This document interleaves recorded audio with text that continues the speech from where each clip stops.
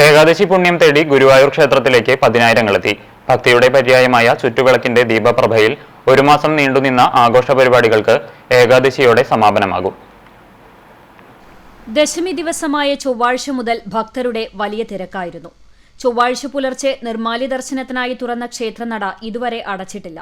വ്യാഴാഴ്ച ദ്വാദശിപ്പണ സമർപ്പണം കഴിഞ്ഞ് രാവിലെ 9 മണിയോടെയാണ് ക്ഷേത്രനടയടയ്ക്കുക. പിന്നീട് വൈകിട്ട് 3:30 തുറക്കുക. ദേവസ്വം വക ചുറ്റുവിളക്കോടെയാണ് ക്ഷേത്രത്തിൽ ഏകാദശി ആഘോഷിക്കുന്നത്. നൂറ്റാണ്ടുകളായി ഏകാദശി ദിവസം ഉണ്ടാകാറുള്ള ഉദയാസ്തമന പൂജ ഇത്തവണയില്ല. ഭക്തർക്ക് ഇടതടവില്ലാതെ സുഗമമായി ദർശനം നടത്താനുള്ള സൗകര്യത്തിനായാണ് ദേവസ്വം ഉദയാസ്തമന പൂജ ഒഴിവാക്കിയത്. രാവിലെ 6:30 പാർത്ഥസാരഥി ക്ഷേത്രത്തിലേക്ക് എഴുന്നള്ളിപ്പുണ്ടായിരുന്നു. പല്ലശന മുരളി, കലാമണ്ഡലം ഹരിനാരായണൻ എന്നിവരുടെ നേതൃത്വത്തിൽ പഞ്ചവാദ്യത്തിന്റെ അകമ്പടിയോടെ നടന്ന എഴുന്നള്ളിപ്പിൽ കൊമ്പൻ ഗോകുൽ തിടമ്പേറ്റി.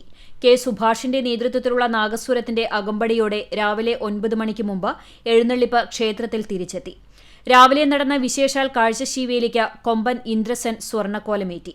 ഗുരുവായൂർ ശശിമാരാരുടെ നേതൃത്വത്തിൽ മേളം അകമ്പടിയായി. ഭക്തർക്ക് ദേവസ്വം ഏകാദശി വിഭവങ്ങളോടെയുള്ള പ്രസാദൂട്ട് നൽകി. അന്നലക്ഷ്മി ഹാളിലും തെക്കേനടയിലെ ശ്രീ ഗുരുവായൂരപ്പൻ ഓഡിറ്റോറിയത്തിലുമാണ് പ്രസാദൂട്ട് നൽകിയത്. തിരക്ക് കണക്കിലെടുത്ത് ക്ഷേത്രത്തിൽ VIP ദർശനം അനുവദിച്ചില്ല. ക്ഷേത്രനഗരിയിൽ കർശന ഗതാഗത നിയന്ത്രണവും ഏർപ്പെടുത്തി. 300ഓളം പോലീസുകാരെയാണ് ക്ഷേത്രനഗരിയിൽ വിന്യസിച്ചിരിക്കുന്നത്. കൂടുതൽ ദേവസ്വം സെക്യൂരിറ്റി ജീവനക്കാർക്ക് പുറമെ സ്കൌട്ട് ആൻഡ് ഗൈഡ്സിന്റെ സേവനവും ഉറപ്പുവരുത്തിയിട്ടുണ്ട്. സന്ധ്യയ്ക്ക് പാർത്ഥസാരഥി ക്ഷേത്രത്തിൽ നിന്ന് രഥം എഴുന്നള്ളിപ്പുണ്ടാകും. രാത്രി വിളക്കെഴുന്നള്ളിപ്പ് 11 തുടങ്ങി വെളുപ്പിന് 2 സമാപിക്കുക.